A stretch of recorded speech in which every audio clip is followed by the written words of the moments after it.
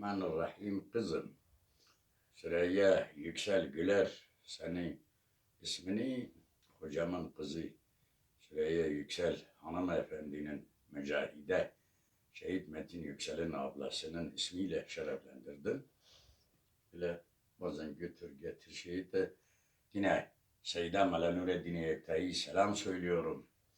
Onun o şeylerindeki o fotoğrafları, o gençliği ta ihtiyarlık yoktu. Seyda Mala Nureddin selamlıyorum. Memleket Kürdistan, hatta emçinekin gerekes emekli ne ve ihtiyar ne ve.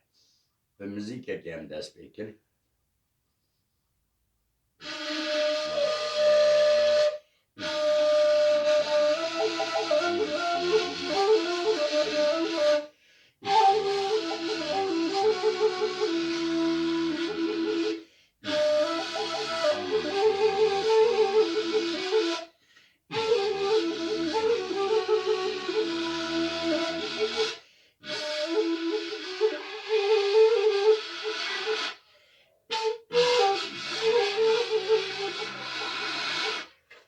O müzikline vay yâri yâri yâri men çavim belek varim sebeni vro varim sebeni vro varim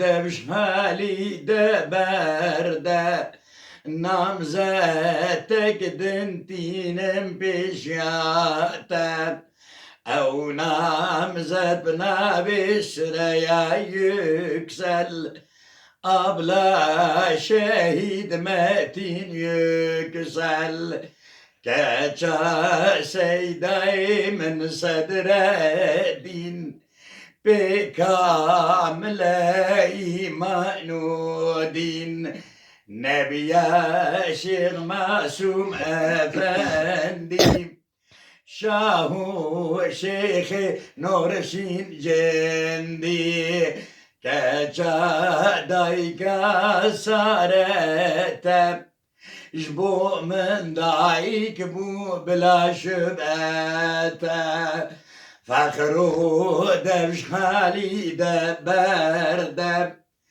Dinem namzete gidin peşyate